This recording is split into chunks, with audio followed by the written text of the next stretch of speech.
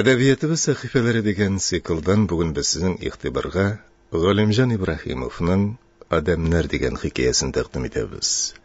Аны Әсһәр Шакир укый.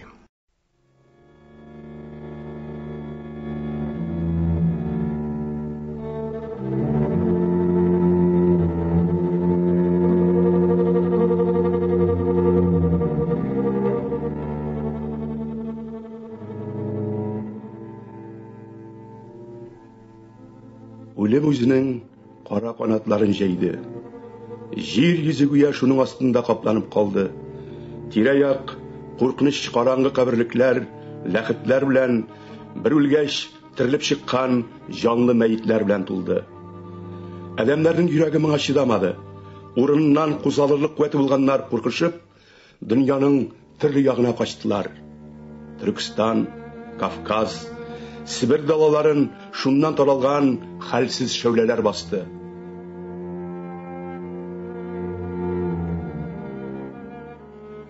Галим карт ялгыз иде. Башкалар киткәндә ширләп, шишнеп калган кичкенә улы Рәхим дә 10 көн элгәре югалды. Шәһәргә киткәндерме, юлда егылып үлгәндерме? Һич кем һич нәрсә белмәде. Кая икән дип сораучы, тикшерүче дә булмады. Бабай кышкы чилләнең каты, суык бураннары эчендә, ташландык йортлар арасында үлем күләгәсе, кабер шәүләсе кебек атналар буенча аптыранып йөрде дә, капкаларны читәннәрне күмеп киткән тирән карлардан чыга алмыйча, караңгы төндә хәлсезлектән ауды. Ачы җил яман ыжгырып уйнады. Картны буран каплады. Ул бәлки язгача шунда яткан булыр иде. Агасы Намаҗан 2 көннән соң ниндер бер эш белән бу тирәгә килгәндә, туктале, Галимнең хәлен белим дип, аңа кирип чыгарга уйлады. Ләкин карастыннан өйнең түбәсе генә күренә, капкаларны кырт күмгән иде. Каян кирегә дип эзләнеп маташканда, абзар пычмагында бер эт күренде. Бу аш аваз белән шыңшый нәрсәндер үзгәли иде. Намаҗанның күңеле сизенде. Йөрәген курку алды. Баташыма шуңа йөгерде. Мәгәр ул беразына кичеккән иде инде. Бик зур бер карт ала эт үлекнең ичен актарып, ишәген, бавырын ашып ята. Бу күрештән Намаҗанның башына кан йөгерде. Күз алды томаланды. Нишләгәнен белмичә, калын таягы белән этнең маңгаена шундый китереп бәрде. Актырнак хушыннан юала язды. Ләкин җиңелмәде. Үпкәнеме бавырны ләктереп качты. Намаҗан аптырашта калды. Халык чакырырга барса, бу эт үләксәне ашап бетерәчәк иде. Бәлки берәрсе ишетеп килер дип кычкырга тотынды. Югары яктан бер адәм карашкысы килә. Моны күрү аңа бераз җиңеллек бирде. Икәүләп мәйтне алып китәрбез дип уйлады. Шәүлә ашыкмый гына килеп җитте. Бу озын буйлы, киң җилкәле, ләкин ябыгып, яңаклары ишкә баткан, иреннәре тартылып, кырышып, авызын ябалмас хәлгә килгән, йөзенә күзенә үлем төсе чыккан аяклы бер мәйет иде. Килү белән исәнләшмәде, сәлам да бирмәде. Бер үләксәгә, бер Намаҗанга хайранлык белән карады. Җип белән аскан казанын карга куйды да, үзе хәлсезләнеп шуңа утырды. Карт ак кар өстендә таралып яткан үләксәнең канлы кисәкләренә күрсәтә биреп, аңа әйтте: "Ник дәшмисең, Гәрәй? Син әллә адәм танымас булдыңмы?"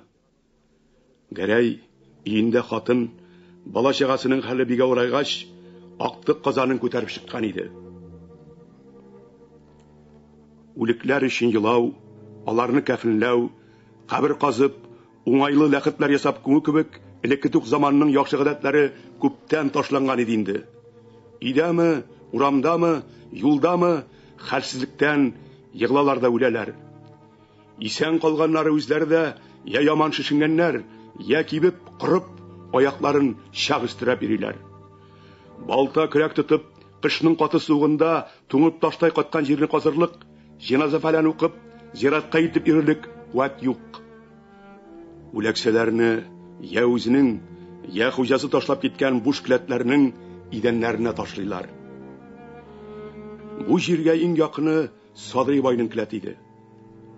Гәрәй белән Намаҗан ике сүздә аңлашып, шунда илтергә булдылар. Абзарда бер-ике чипта бар иде. Картның ак тырнактан калган кисәкләрен җыйнап, шуңа төрделәр. Икәүләп кардан үстери-үстери өй янына китерделәр.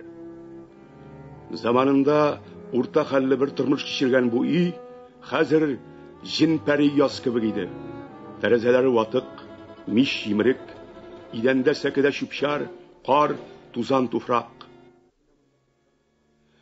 Галимнең бер иске тун кисәгенә монда кайчандыр адәм торганын күрсәтеп тора.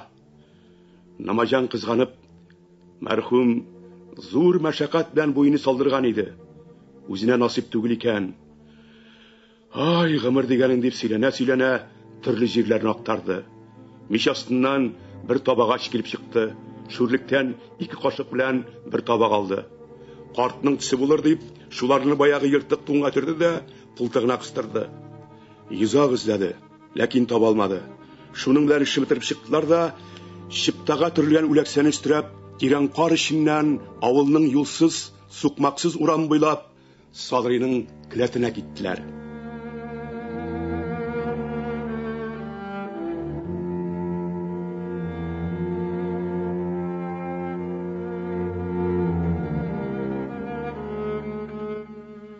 Монда үзенә бер дөнья, караңгы, куркыныч үлем дөньясы. Келәтнең ишеген ачуга бөтенләй ялангач, бер хатын белән бер зур, киң ак сакаллы картның гәүдәсе ята. Киемнәре юк, өсләрендәге капчык бер яккарак төшкән. Каралып, күгәргән кытыш-кыш тәннәре кабер җафасын күрсәтәләр. Булардан наррак аяк-куллары төрле якка таралган 5-6 яшь баланың үләксәсе бер-беренә ябышып, туңып катканнар. Бер карчык бик артык шишенгән тәне белән тау кебек иелеп, сузылып төшкән. Ул беренче карауда терек кебек күренә. Чәчләре тузып җилкәсенә салынган. Авызы елмайган рәвештә ачык, сирәк сары тешләре бер-беренә кысылганнар. Пияла күзләре ишектән керүчегә гүя шелтә белән үпкәле ачу белән карап торалар. Галим карт үләксәсен кыенлык белән кертеп, теге ачык күзле карчыкларындагы бу шурынга салу азапланганда, кайдары бер ыңгырашкан тавыш килгән кебек булды. Моңардан йөрәкләр дерелдәп китте. Үлемме, җәһәннәмме дигәндәй, караңгы шом җанны басты. Намаҗан каушап калтыранды. Я Ходай! Үлекләр телгә килгән мәллә дип як-ягына каранды. Пишмакта шикмән, бүрек, ыек чабата, биеләй кигән, җитү чәчле, кара мыеклы бер егет ята. Әллә чыны шулай, әллә күзгә күренә. Менә шул егет кузгаладыр төсле булды. Аңарчы таш кебек катып торган Гәрәй шашып егетнең шикмәненә барып тотынды. Намаҗан абзый, монда үлмәгән адәмне китереп ташлаганнар бугай. Икәүләп куркып ашыгып, үлекне яктыга китерделәр. Билен, изүләрен чиштеләр. Үлек күзләрен ачып ыңгырашты.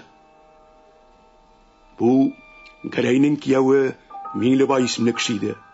Ачлык өстенә тиф хәстәсе белән авырып берничә көн яткач, теленнән калып, җансыз рәвештә каткан. Бүген иртә белән аны үлде дипме, яисә барыр, үлә инде дипме, монда китереп ташлаганнар иде.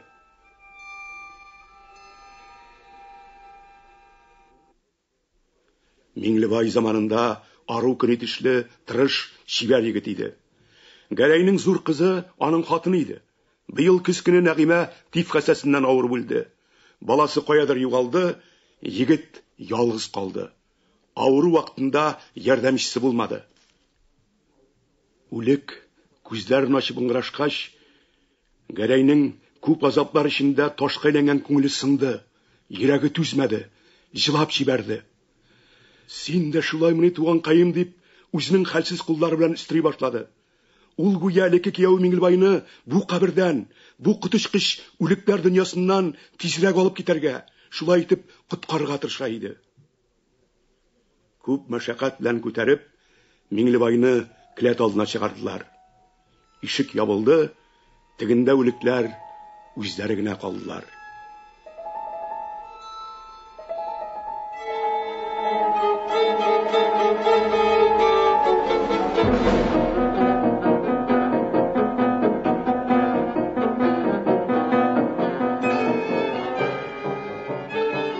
Берничә минутта үтмәгәндер, авылның моннан ерак түгел бер җирендә ниндер шау-шу күтәрелде. Кар астындагы кайбер өйләрдән чагылстырылып шәүлә кебек адәмнәр, ирләр, балалар чыгып, бер якка таба китә башладылар. Булар арасында Гәрәйнең малае Зәйни дә күренде. Ул башкалардан артык кычкырып, шаулап бара иде. Гәрәй аптырый төште. Ни бар? Нишләп кычкырасыз дип улын чакырып алды. Малай, әйдә барыйк. Мин убырлы карчык тоттым дип, атасының җиңеннән өстери башлады. Бу бала берничә көннән бирле Сәбидә карчык белән саташа. Моның сәбәбе шул. Кайдандыр бер хәбәр чыгарганнар. Шул кортка хәерчи балларын җыя имеш, калганнарын тызлап куя имеш дип сөйләделәр. Зәйни башта моңа ышанмады. Ләкин күңеле тынычлана алмады. Туктаусыз Сәбидәнең үй тирәсен сагалап йөри башлады. Менә бүген ике хәерчи бала шунда керделәр дә югалдылар. Малайның йөрәге ярыла язды. Ул йөгереп, арып, гыжлап хәле беткәнче кеше торган өйләргә чапты. Ирләрнең кайсы көлде, кайсы сугып чыгарды. Хатыннар, балалар бу хәбәрне эләктереп алдылар. Ач тамакларын оныттылар. Хәлсезлекләренә карамастан урамга йөгерделәр. Балалар артыннан ирләр дә кузгалды. Шулай итеп малай убырлы карчыкка каршы тирә-якны аякка бастырды. Бу хәбәргә Гәрәй дә тик кала алмады. Казанын, авыруын ташлап, актык кешен җыеп, малай артыннан йөгерде. Булар барганда яртылай кар астында калган үй тирәсенә авылның күп адәме җыйналган иде. Гәрәй барып җитүгә үк үз-үзен белмичә кычкырып җибәрде. Нәрсә карап торасың? Ишеген, тәрәзәсен ват. Яңакны кайырдылар, пиялалар шилпәрәмә килеп юкка чыкты. Аклын югалткан, шашкан, ябык хәлсез шәүләләр шаулашып өйгә тулдылар. Булар эчендә иң яман акырганы Зәйни булды. Ул туктамый, мин 2 көн сагладым, мин үзем күрдем.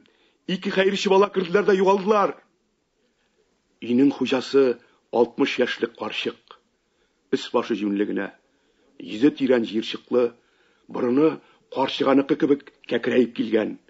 Күзләре әллә каян төптән ялтырап карыйлар. Халыкның булай шау-шуын күреп, аның котлары очты. Балалар, мин нишләдем? Нигә булай кыланасыз дип җылап үгетли башлады. Ләкин җан әрнегән ачларның сүз тыңларлык чамасы калмаган иде. Нәрсә сөйләнеп торасың? Әйдә, аш базыңны дип берәү кычкырды. Башкалар өйнең мич башын, шүрлеген, сәкасларын актарга тотындылар. Гәрәй кайнап торган казанның капкачын ачып җибәрде. Кемдер берсе агач чимеш белән бутап, казаннан вак кына кисәкле кып-кызыл итләр ташлады. Бу нәрсә бу? Һә? Бу нәрсә бу? Карчык рәнҗеп җавап бирде. Эй балалар, гынах булса да әйтим инде. Үзем белән бергә картайган этем бар иде. Бик аптырагач, кичә шуны суйдым диде. Һәммәсе тыгылып карадылар. Адәм ите күргән кеше юк иде. Охшый да кебек, юк та кебек булды.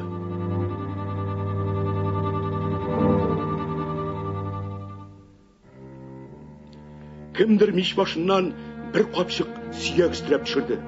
Үзе куркыныч тавыш белән кычкырып, халыкны дерелтәтте. Карагыз, барсы да адәмне охшый дип идәнгә чәчте. Карчыкның коты очты. Ул җылап җибәрде. Балакайларым, ни сөйлисез? Җәй буенча артыма утырмадым. Капчык күтәреп сөяк җыйдым. Менә ат башы, менә дуңгыз кабыргасы, менә эт, йомран, мәче сөякләре. Бер мин генәмени? Барыгыз да җыеп киптереп, он ясап та шулпага кайнатып ташлыйсыз бит. 4 ай икмәк изе күргәнем юк. Яфрак, үлән бетте. Балчык ашып карадым. Ишем таш булып катты. Нигә миңа гына бәйләнәсез? Алладан куркыгыз. Берничә хатын идәнне ачып, базны актаралар иде. Булар бер артлы 2 кечкенә капчык, аннан соң өстен чүпрәк белән ябып, җип белән бәйләнгән юеш кызыл чүлмәк чыгарып ыргыттылар. Гәрәй чүлмәкне идәнгә бәрде.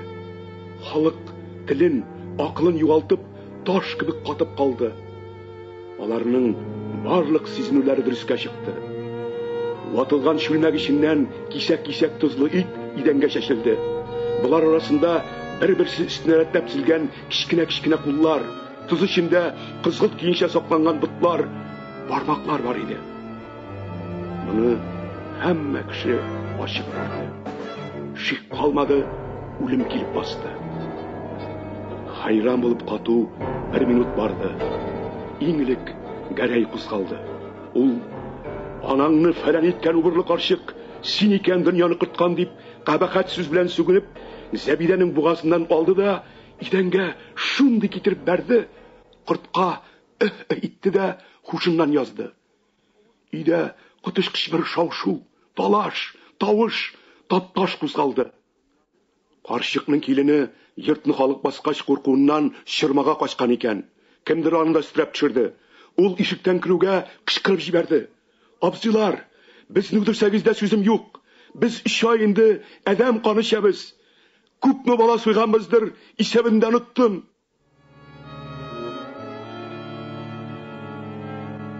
Зәйни малай баздагы чүлмәктән чыккан кеше бармакларын күрүгә кычкырып, җылап, хушыннан язды. Аны тапталмасын дип сәкегә ташладылар. Үзләре хәлләре беткәнче карчык белән киленне кыйнадылар. Бу кыйнаудан шундый бер әрнү, шундый бер ләззәт белән кыйнаштылар ки, гүя бөтен ачлыкларының, бөтен газапларының төбе шул убырлы карчык белән аның киленендә иде. Буларны изү белән гүя авыр үлем куркынычыннан кутылачаклар иде.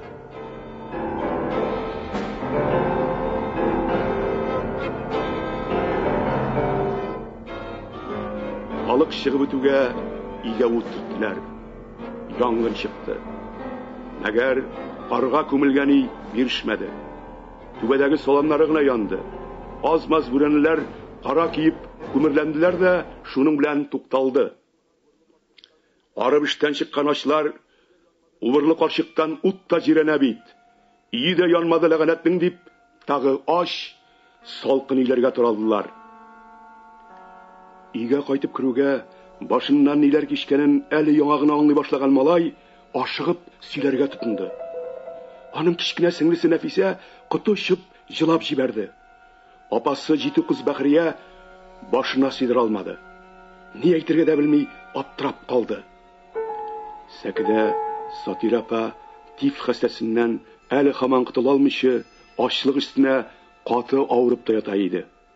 Зәйни аңа барып үзенең батырлыкларын бер кат сайрарга теләсә дә, Гәрәй аны әнкәңнең хәле былай да кыен, юк бар белән аның башын катырма дип туктатты. Миңлебайны сәкенең икенче читенә салдылар. Өйнең тәрәзәсе бер генә катлы. Ишегендәге киезләр, чыпталар күптән алынып, киемгә тотылганга салкын иде. Яңа уруда булгач, җылыту кирәк булды. Мичне ягырга уйладылар. Гәрәй Бәхриядән балта сорап алды.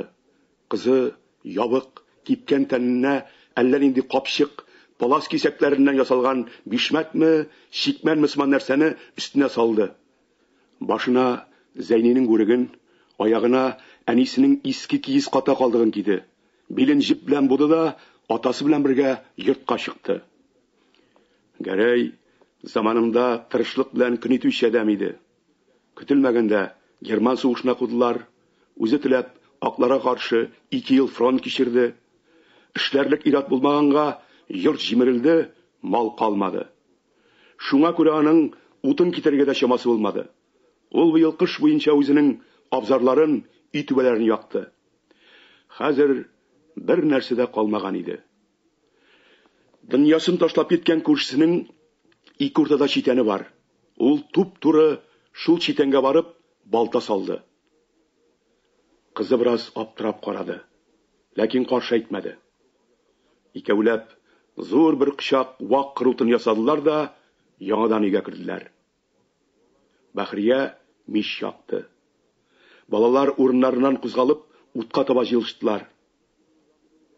Яңа уру Миңлебай да үй жылынуданмы, яки үзенең вакыты җитүдәнме, азрак җан әсәре күрсәтә. Ара-тирә ыңгырашкылап куя башлады. Мәгәр Сатирә җиңгигә якканмыш әсәр итмәде ахры. Ул элекчә: "Ай ишем, ай йөрәгем, ай, берәр җылы нәрсә ашасам иде, тирилеп китәр кебек булам шул" дип, ара-тирә зарланып ала да тагын тына иде. Гәрәй һич кемгә һичбер нәрсә әйтмичә, әйтергә сүз тапмыйча, сәкенең бер читендә янган утка карап, башын кычаклап озак утырды. Менә 5 ай инде өйгә арыш итмәге кергәне юк. Алабута беткәнне дә күп булды. Җәй көне бака, сычкан, йомран бар иде. Хәзер алар да юк. Җыйган үләннәр, яфраклар да калмады. Авырулар сәкедә, балалар мич алдында ут тирәсендә калды. Гәрәй баягы казанны күтәрде дә яңадан урамга чыкты. Туры Намаҗан картка китте.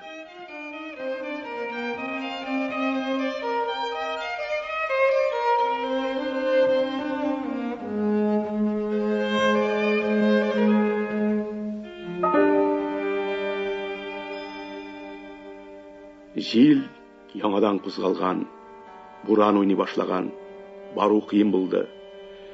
Тик Намаҗаннар тирәсенә җиткәч кенә бераз җиңеләйде. Монда ничектер җан әсәре сизелә. Кайбер өйләрнең морҗаларыннан төтен чыкканы күренә иде. Гәрәй казанын күтәреп барып җиткәндә, Намаҗан карт күрсендәге мәчеттән кайтып килә иде. Ул килеп җитәр җитмәс, гүя үз алдына сөйләнеп, сукранып куйды. Алланың бәндәләре гыйбадәтне бөтенләй онытмасыннар дип, мәчет юлын көн сайын күрәп куям. Мәгәр аяк басучы юк. Бер Ходай үзе кичерсен инде. Туса исем кушарга, үлсә җиназа укырга адәм калмады. Ниемеш, казаныңны салмак буласыңмы? Балтаңны кидерсәң, әллә карап карар идек. Намаҗан абзый, үзең беләсең, балтам да булмаса, мин бөтенләй кул аяксыз калам бит. Бу нәрсәңә күпме сорыйсың? 5 кадак бирмәсеңләр дип уйлаган идем. Казаныңны кирәк калмыйм. Риза булсаң, 2 кадак бирергә ярый. Ярый, бирәм, мә ал. Ана куй шунда дип, Намаҗан урын күрсәтте. Чүпрәген сорап алды.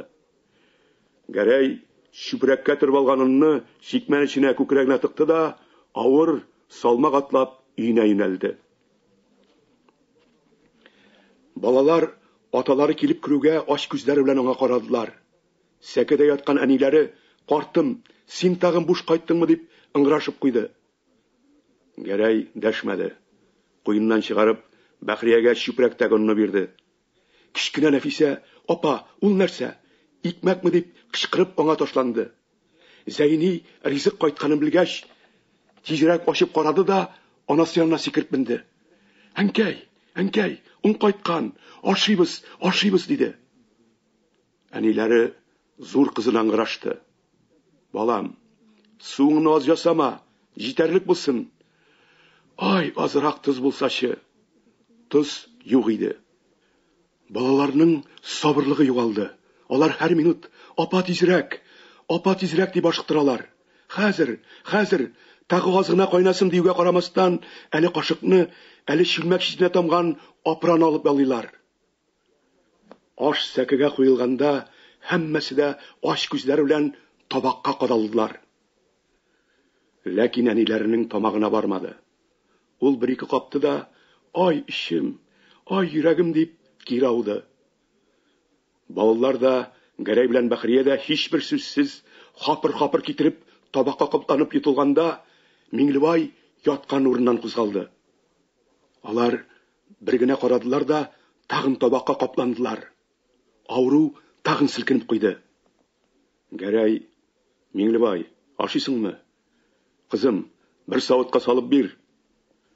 Ауру җүнле сүз әйтә алмады.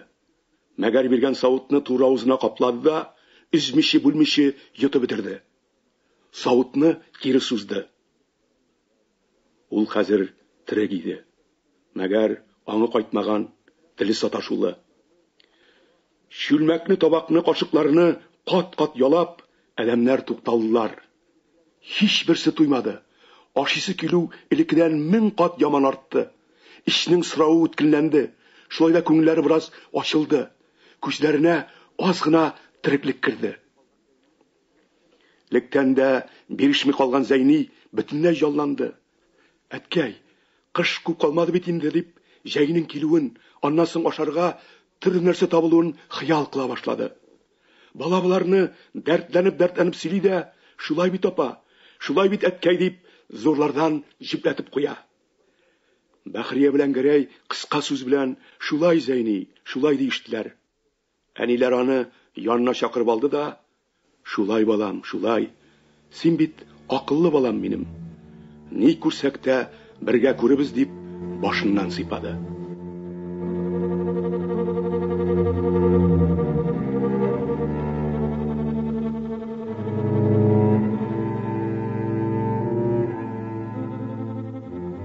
Төн килде. Караңгылык җир йөзен каплады. Аурулар караңгы эчендә тындылар. Аларның ара-тирә ыңгырашулары гына килә. Тышта салкын һава уйный. Җил тәрәзә төбендә морҗаларда жгырып, нәрсәләрнедер кайырырга, җимерергә азаплана. Гәрәй абзый шишенми нитми генә мич башына менеп яткан иде. Сәкедән Нәфисәнең тавышы килде. Ул уяумы, саташыпмы, әткәй, әткәй дип тавышланып ята. Атаны тынычландырырга теләде. Йокла балам, йокла. Әнкәң авырый, шаулама диде. Нәфисә, әткәй, монда кил, мин куркам. Әнкәйгә әллә ни булды дип җылап җибәрде. Ата акрын гына кузгалды, мичнең килен актарып, чаткыдан чыра яндырды да сәкегә барды. Бала куркынып әткәсенә ташланды. Сатира җиңгенең буе сузылган, куллары ике якка җибәрелгән, авызы җәелгән, күзләре ачык карап ята. Ләкин бу күзләрдә тереклекнең актык чаткысы да сүнгән иде инде.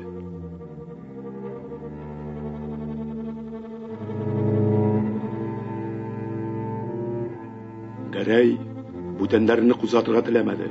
Кичкенә кызын апасы белән янәшә урнаштырды да, үзе хатыны янына килде. Кулларын ипләп куйды, башын рәтләде, күз кабакларын йомдырды. Йөзенә күкрәгенә идә булган актык кызыл башлы сөлгене ябып куйды. Гәрәй ятса да йоклый алмады. Алар яратышып кавышканнар иде. Дөрес мәхәббәт белән гомер иттеләр. Хатын аңа алма кебек шибәр баллар бирде. Тормышында үзе кебек тырыш, көне төн эшләп дөнья төзеште. Инде хәзер менә шул Сатира юк. Бер вакытта да яңадан кайтмас. Иренең күңелен тынычландыручы булмас.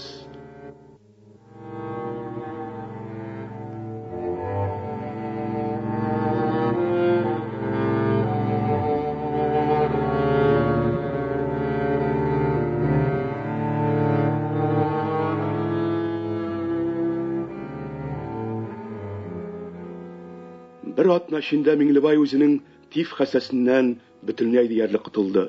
Ул 10 ел элек кенә салдырган 4 пишмаклы, такта чыланлы, 5 тәрәзәле яхшы өен Мөхәммәдша дигән берәүгә 30 кадагынга сатты. Гәрәй моңа бераз аптырады. Аңа шундый зур мәшәкать белән җиганы кызганыч иде. Ләкин егет башкача карады. Үлсәң, йортның нәрсәгә кирәге бар? Гәрәй абзый, мин монда тора алмыйм, китәм инде. Үлсәм, юлда үлермен. Гәрәй абзый, син кызыңны минем белән җибәр. Дөньяның берәр ягында 2 җанга җитәрлек ризык калгандыр әле. Хуҗа дәшмәде. Кичкенә Нәфисә аптырап карады. Бу арада байтак хәлсезләнеп, элекке җанлыгын югалткан Зәйни бу сүзгә кузгала биреп, апасына барып тотынды. Әнкәй дә үлде, син дә китәсең. Без кем белән калабыз дип җылап кычаклады. Мәгәр өлкән кыз Бәхриянең дә, Гәрәйнең дә исе китмәде. Ата бераз уйланып, кызымның кияренә юк бит. Ул ничек китәр диде. Кызның күңелендә кайчандыр тук вакытта башка бер егет бар иде. Җизнәсе Миңлебайны уйлаганы да юк иде. Шулай да үзеннән каршылык сизмәде. Тик атасының киеме юк дигәне генә бераз аны аптыратты. Ләкин егет моңа алдан чара күргән икән. Мин диде, ине саткач, 7 кадагынга бер җылы чикмән алган идем. Ул бик озын, җиңнәре дә киң. Әгәр ипләп тексәң, аннан бер калын йык, бер бүрек тә чыгар диде.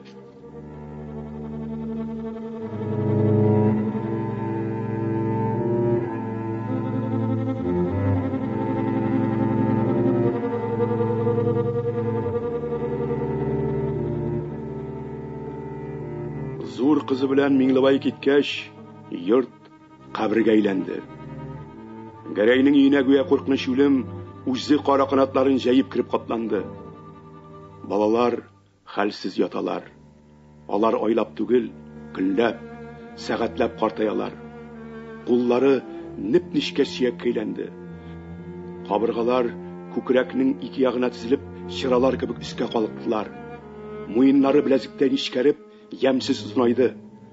Башкалар авырганы да бирешми килгән Зәйнинең уртлары чири, бөтен тешләре силкенә башлады. Буй-буй чәче кыелды. 8 яшьлек матур Саби Нәфисәнең бите кыршып кипте. Йөзенең сөякләре һәрбере айрым-айрым бәреп чыкты.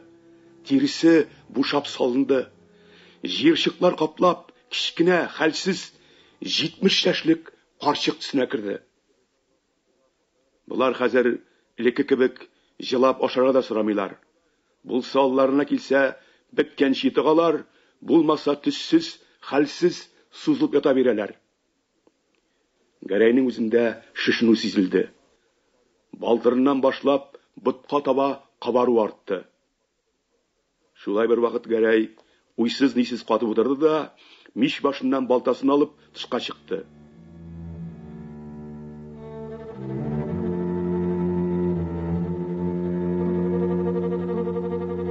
Айлы кич иде. Дөнья матур иде. Ләкин Гәрәй буларны күрмәде. Ул чыланның бусагасында аптырап, катып бераз торды да, кинәт каршысындагы кичкенә тәмәнәк кушка таба барып, аның адәм башы сиярлык кичкенә авызына гәүдәсе белән капланды. Иштән эт тавышы килде. Бу Актырнак тавышы иде. Кемдер уяның авызын каплагач, Актырнак аптырап калды. Бу ни хәл? Ни булды дип уйлады. Башына куркыныч шөбһә керде. Ул барлык көче белән уяның авызына ташланды. Бәлки чыгып кутылармын дип уйлады. Мәгәр көче җитмәде. Ишек авызы нык капланган иде. Актырнак бар усаллык белән тишлим дип алган тылганда, аяк төсендә нидер ялтырап китте. Шул секундта балта аның муенын чалып үзде. Йортның күптәнге дусты Актырнак шулай әҗәл тапты.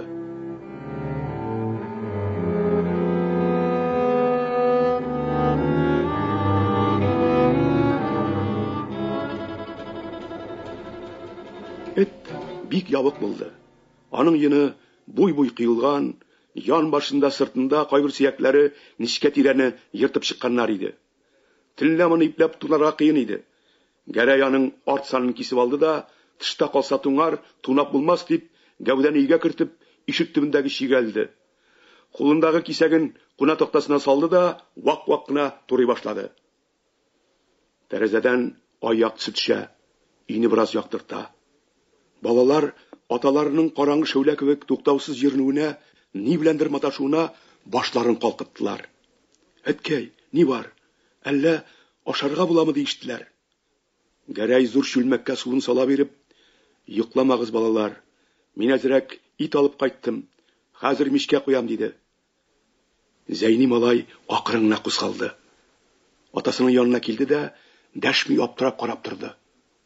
Яңадан сеңлесе янына барып, акрын, хәлсез тавыш белән, Нәфисә, әткәй ашарга алып кайткан. Сабый кыз дәшмәде. Атасы чыгып китте.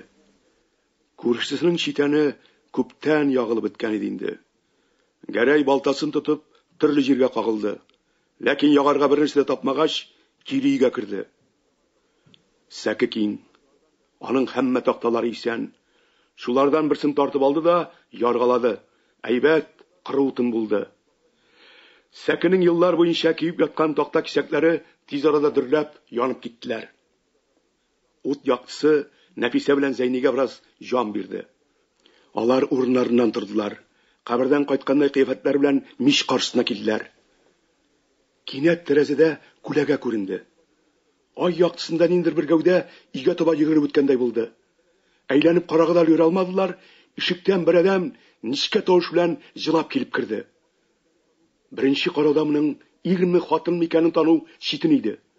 Башында ирләр бүреге, өстендә капчыктан чыптадан тегелгән күлмәк бишмәт. Гәрәй урыннан кузгалды. Сиңа ни булды, Фатима? Ник елыйсың диде.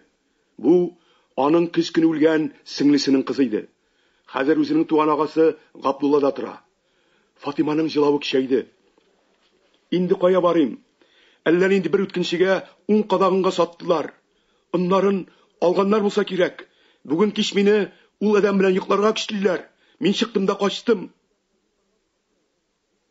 Фатима зифа буйлы, сылу йөзле, үткен, уңган кыз булганга, үткән барганның күбе саны сатулашмый калмый икән. Гәрәй күбекләнеп ташый башлаган чүмнәкне кашык белән бутады да, "Я җитәр. Елама юкка. Үземдә кал. Үлсәк, бергә үләрбез. Менә балалар да ятимсенәләр, аларның апалары булырсың", диде. Кыз бу өйнең рәтен белә иде. Чыга яндырып алды. Шүрлектән кашыкларны, агач савытларын эзләп тапты. Бизәге төсе калмаган ашъяулыкны җәйде. Мичтән чүлмәкне алып куйды, балаларга үзе салып бирде. Сүзсез, тавыш-тынсыз һәммәсе савытларына капланып, ашарга тотындылар.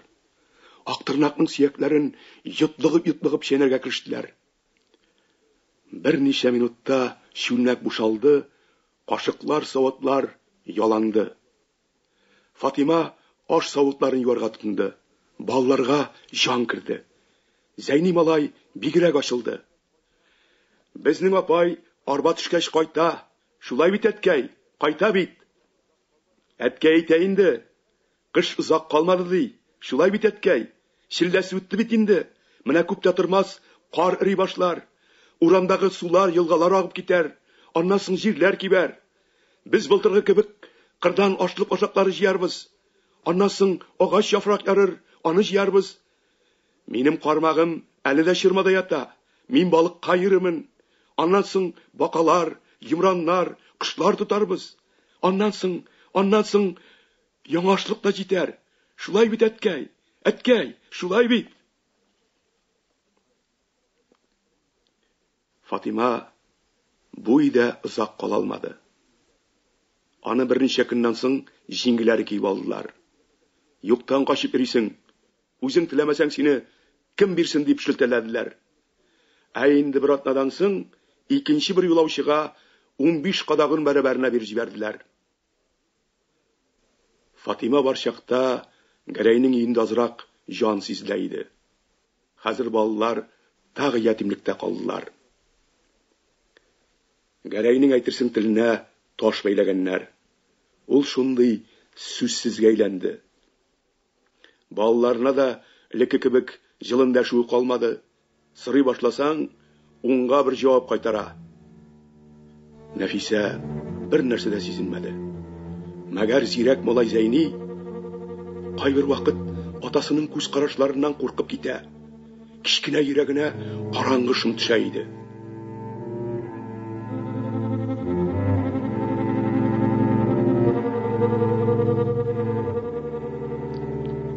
Гәрәй хәлсез, уйсыз тәрәзә төбенә килеп утырды. Тышта каты кышның бераз язга тартын матур аяз көннәренең берсе иде. Еракта матур таулар күренде. Алар артында зур урманнар, киң басулар, тирән кырт өстендә яталар. Берәр сынык икмәк бирсәләр иде.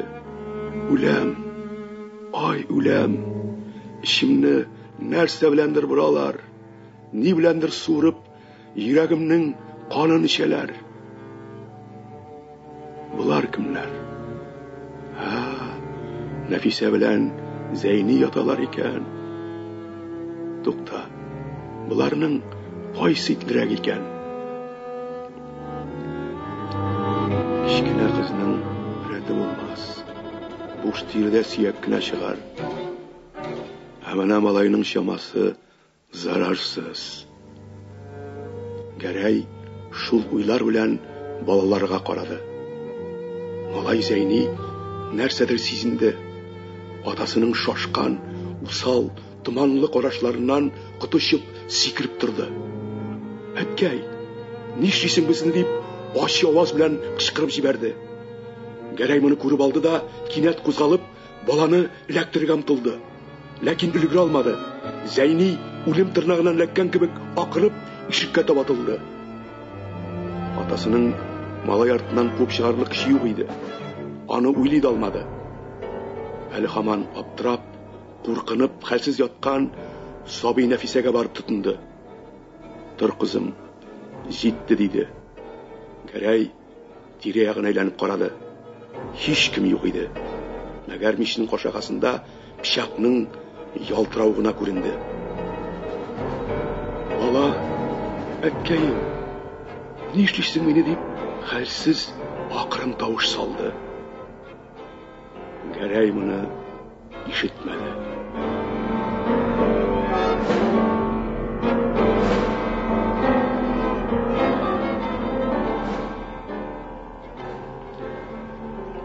Күптән ашаган юк иде. Әгәр азрак туз да булса, яхшы буласы икән. Туз тәме татыган юкка айлар үтте инде. Күршеләрдән сорасаң, аларда да юктыр. Булса да бирмәсләр. Ул шулай аш пешерергә хәзерләнгәндә урамнан ниндидер тавыш ишетелде. Бу зур шау-шуга әйләнеп, йортка якынлашкан кебек булды. Менә ишек ачылды. Ниндидер ябык, үлек кыяфәтле, кабердән кайткан төсле куркыныч шәүләләр, әллә нинди үлем күләгәләре өйгә тулдылар. Булар нәрсәгәдер шаулашалар. Хәлсез кулларын кизәнеп, бер-берен таптап, Гәрәйнең өстенә киләләр.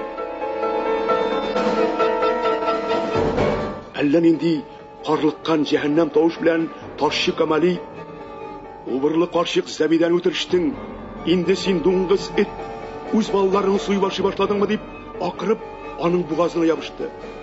Әллә нинди кара ачу катыш дошманлык белән кытырынып, аны буарга тотынды. Арадан берсе яман кабер тавыш белән тагын акырып җибәрде. "Нигә әйтмисең? Кызыңны кая куйдың?" Өйне тутырган аш хәлсез шәүләләр Гәрәйне тарткалап, идәнгә ташлап таптарга, исәргә омтылдылар. Үзләре үлем кабер тавышы белән туктаусыз кычкырдылар. "Нигә әйтмисең? Кичкенә кызыңны кая куйдың? Суйып ашадыңмы? Безгә улың Зәйни котышып, җылап килде. Әйт, әйтмәсәң, шушы җирдә үтерәбез." Кинәт берсе котышып кычкырып җибәрде. Менә пычагы, менә каны да кипмәгән. Ялангач гәүдәгә иске йыртык шикмән ямыган Фәррәх сәк астыннан куна тактасын тартып чыгарды. "Җәмәгать, менә кулы, менә кабыргасы." Бөтен өйне шашкан томан, йырткыч караңгылык каплый. Куркыныч үлем шәүләләре үзләрен дөньяларын онталар. Хәлсезлекләрен сизмиләр. Кара йырткыч дулкын белән акылларыннан язып, үз баласын үз ашаган крестьянга, балтачы Гәрәйгә тагында яманрак акырышып, һөҗүмгә тотыналар. Кул белән, аяк белән кыйнап, күкрәкләрен, битләрен чаваталы аяклар белән таптылар, исәләр. Шул йырткыч үлем, куркыныч дулкын içində кайдадыр бер сүз ташлана. Тышта кемдер көлү катыш саташу белән акырга тотына. Йөкләр килә, бәрәңге килә, ит бар, алабута бар, икмәк бар. Яны кинәт йырган язгы ташкын кебек, Аш крестьян түсіндегі қайсы кипкен, қайсы шешінген хәлсіз үлім шәулелері барлығы бір юлы бір-бірін таптап, йығылып, урамға таба, бәрәңгі, алабута, ит тауыш келген яққа ташландылар. Қиналып, изіліп ырғытылған гәрәйні ұмытып, аны енді ялғызын қалдырдылар. Икмәклі йөкләр килә дигән тавыш аларның актык кешеләрен чыгарды. Алар арыйлар, атлаган сайын йыгылалар, карга чумалар. Әмма актык кешеләрен җыеп, шул йөкләргә генә барып җитәсәк иде, аннан кытылыр идек дигән җылы өмет белән алга арылдылар.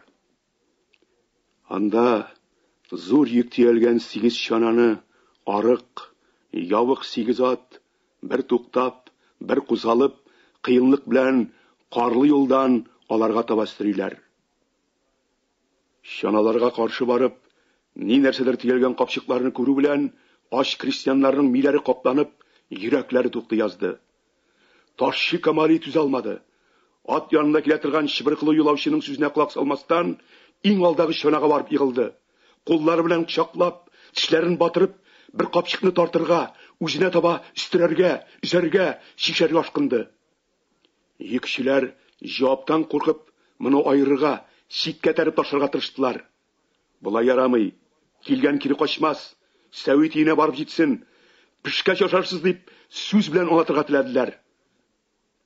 Ләкин моны ишеткән кеше булмады. Аш күләгәләр бер-берен таптап, алдагы чаналарда кар сырып бетергән капчыкларны берәм-берәм үстереп, тарткалап, җиргә кар өстенә тәгәрәттеләр.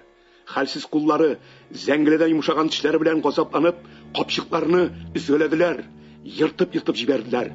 Чана тирәсе бәрәңге белән тулды. Карга, туң, ши бәрәңгеләр сибелделәр. Ташчы Камали моны күргәч, алтын тавы тапкан кеше кебек шашып, кычкырып җибәрде. Кар катыш туң, ши бәрәңгеләрне авызына ашыгып тутыра, йотлыгып чәйни башлады. Башкалар һәммәсе җиргә ташландылар. Йыртык капчыкка тыгылдылар, каушап, калтырап, карлы бәрәңгеләр белән авызларын тутырдылар. Дөньяларын онытып, йотлыгып, ашарга атылдылар.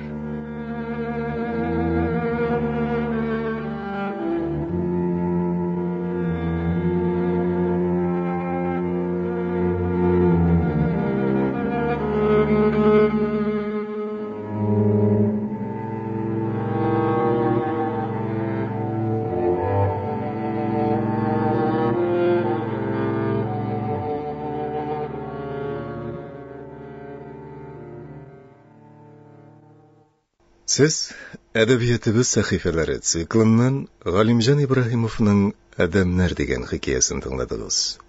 Әсфәр Шакир укыды.